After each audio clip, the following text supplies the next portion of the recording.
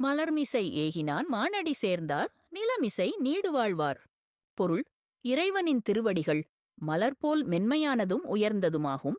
அந்த திருவடிகளை பணிவுடன் மனதில் வைத்து வணங்கி நல்லொழுக்கமான வாழ்க்கையை மேற்கொள்வோர் இந்த உலகில் நீண்ட காலம் நன்மையுடனும் அமைதியுடனும் வாழ்வார்கள்.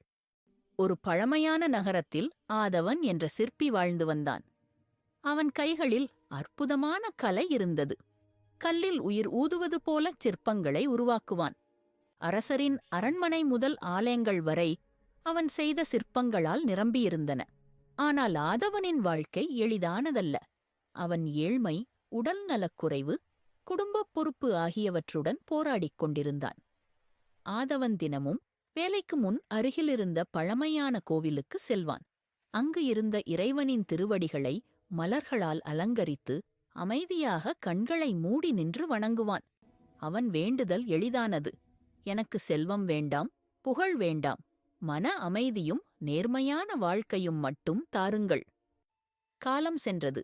ஆதவனின் வாழ்க்கையில் பெரிய மாற்றம் எதுவும் உடனடியாக நிகழவில்லை. அவன் இன்னும் கடினமாக உழைக்க வேண்டியிருந்தது. சில நாட்களில் உணவுக்கே தட்டுப்பாடு ஏற்பட்டது. ஆனால் அவன் ஒருபோதும் இறைவனை குற்றம் சொல்லவில்லை. எல்லாமே ஒரு அர்த்தத்தோடுதான் நடக்கிறது என்ற நம்பிக்கை அவன் மனதில் ஆழமாக இருந்தது. ஒரு நாள் அந்த நகரத்திற்கு ஒரு வெளிநாட்டு வணிகர் வந்தார். அவர் அரண்மனைக்குச் சென்று, இந்த நகரத்தில் சிறந்த சிற்பி யார் என்று கேட்டார். அனைவரும் ஒரே குரலில் ஆதவன் என்றனர். அரசர் உடனே ஆதவனை அழைத்தார். பெரிய ஆலயத்திற்கான ஒரு சிற்பத்தை உருவாக்கும் பொறுப்பை அவனிடம் ஒப்படைத்தார். ஆதவன் அந்த பணியை இறைவனின் அருளாக கருதி ஏற்றுக்கொண்டான். தினமும் வேலை தொடங்கும் முன் மனதளவில் இறைவனின் திருவடிகளை நினைத்து பணிவுடன் வணங்கினான். அவன் உருவாக்கிய சிற்பம் அனைவரையும் ஆச்சரியப்படுத்தியது. அந்த சிற்பத்தில் ஒரு விசித்திரமான அமைதி இருந்தது. பார்க்கும் அனைவருக்கும் மனம் அமைதியாகியது. வணிகர் அதைக் கண்டு, இந்த கலை வெறும் கைகளால் உருவானது அல்ல, இது தூய மனதின் வெளிப்பாடு என்றார். ஆதவனுக்கு பெரிய பரிசும் நிரந்தர வேலைவாய்ப்பும் கிடைத்தது. அவன் வாழ்க்கை மெதுவாக உயர்ந்தது. ஏழ்மை விலகியது. உடல் நலம் மேம்பட்டது. ஆனால் அவனின் பணிவு மட்டும் மாறவில்லை. பல ஆண்டுகள் கடந்தன.